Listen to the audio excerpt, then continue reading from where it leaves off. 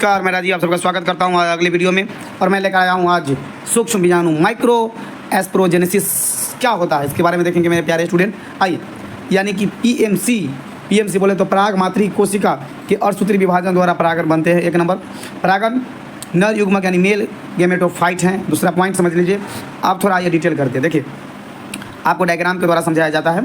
ये जो देख रहे हैं यहाँ पे, ये आपका एंथर है यानी कि परागकोश है। ये साथ 4 गो होता है, एगो में 2 गो यानी 2 गो में मिलाकर 4 गो होता है, समझे। अब इसके अंदर जो देख रहे हैं ये 4 भाग, 1 भाग, 2 भाग, 3 भाग, 4 भाग, ये चारों भाग के बारे में आपको पढ़ाऊँगा। सबसे पहले समझिए परागधान यानी कि माइक्रो एस्प्रोगेनिया क्या है। तो इससे ये देखिए यहाँ पे ये यानी एक इसमें से दाना निकाला गया, एक पराग को निकाला गया जिस पराग का नाम है क्या नाम है, पराग मातृ कोशिका पीएमसी, प्राइमरी मदर सेल इसका नाम हुआ। 2n होता है, याद रखना है। प्राइमरी मदर सेल यानी 2n होता है, याद रखना है। बहुत मावी भी है, परीक्षा के लिए भी है। एक बार अर्धसूत्री विभाजन जब होता है तो ये 2 में बढ़ जाता है प्रथम, और दूसरा बार विभाजन होता है तो 2 दूना 4 को बढ़ जाता है ये। उसके बाद अब द्वितीय अर्धसूत्री विभाजन के बाद इसमें इस पार्ट को हम लोग कहते हैं सूक्ष्म बीजाणु, और ये बनाता है यहाँ पे देखेंगे सूक्ष्म बीजाणु के बारे में बताता हूँ ये। और परागकण जब बन जाते हैं, नर गैमेटोफाइट का जब बन जाता है, फाइट जब बन जाते हैं तो क्या क्या होता है उसके बारे में देखिए। आइए पॉइंट नंबर यहाँ पर पढ़िएगा कि पीएमसी जो है वो द्विगुणित होता है, 2n बनाता है, याद रखना है। और सूत्री विभाजन तो इसमें 4 को हो जाता है, वो जो आपको पराग n जो है 4n बन जाता है। और प्रत्येक जो सूक्ष्म बीजाणु है वो n में बदल जाती है, यानी 1n हो जाता है। पराग के नर भाग को हम लोग यहाँ देखने को मिलता है। आगे बढ़ेंगे। अब देखिए परागकण के बारे में आपको समझाना चाहेंगे। ये परागकण है, देखिए सबसे पहले आप इसके बाहरी परत को देखेंगे जिसको हम लोग कहते हैं एक्जाइन, और और अंदर वाला के इंटाइन। देखिए एक्सो और इंडो से भी इसको याद हम कर सकते हैं। उसके बाद अब एक्जाइन के बारे में थोड़ा 2-4 लाइन समझा दे। एक्जाइन क्या होता है भाई, बाहरी भित्ति है, ये एस्प्रोपोलोडीन से बना होता है। ऐसा मजबूत भाग है जिसपे कि एसिड या कोई भी चीज़ डालिएगा तो ख़राब नहीं होगा। ये बहुत ही मजबूत होता है एस्प्रोपोलोडीन, इसका कवच है बॉडीगार्ड की तरह। उसके बाद इंटाइन भीतरी भाग है, एक्टिन एवं सेलुलोज से बना होता है, ये भी याद रखने का चीज़ है। अब आपके यहाँ पर 2 चीज़ देख रहे होंगे, एक है आपका जनन कोशिका और दूसरा है शाकीय कोशिका। जनन कोशिका जिसको जेनरेटिव सेल कहते हैं और वेजिटेटिव सेल कहते हैं, ये दोनों का काम है। आप इसका स्क्रीनशॉट भी ले सकते हैं। आइए थोड़ा सा बात करें यहाँ पे।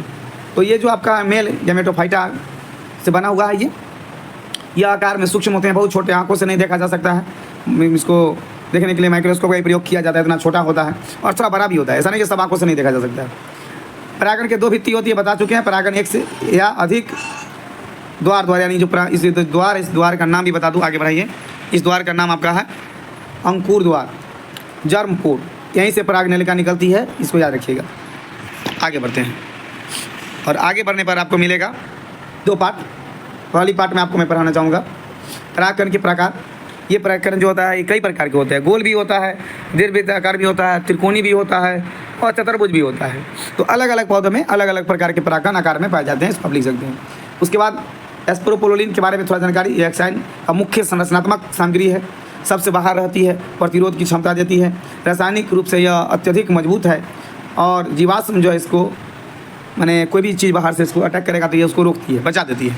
महत्वपूर्ण बात यह है कि एक्साइन पर परागण के आकार के अनुसार विभिन्न अलंकर यानी कि विभिन्न प्रकार के अलग अलग प्रकार के कटीला, जालीनुमा, रेखीय, खुदरे, इस प्रकार का परागण होता है। एस्प्रोपोलोडीन सबसे प्रतिरोधी जैविक पदार्थ माना गया है। तो आपसे क्वेश्चन कभी आए कि भाई परागकण के सबसे ऊपरी परत में कौन सा पार्ट है, जिसका नाम है एस्प्रोपोलोडीन, जो बहुत मजबूत होता है।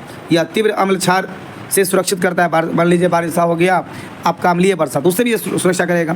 कोई पानी उछल दिया, कोई भी चीज़ बने गिरा दिए जिसकी वजह से परागण खराब हो तो नहीं होने देगा, क्योंकि एस्प्रोपोलोडीन जो उसको सुरक्षा देने का काम करता है। और अब इसके बारे में एक लाइन और बताना चाहूँगा जो आपको जानना चाहिए। ये जो आपका है 2 पार्ट, ये 60% होते हैं, याद रखना है।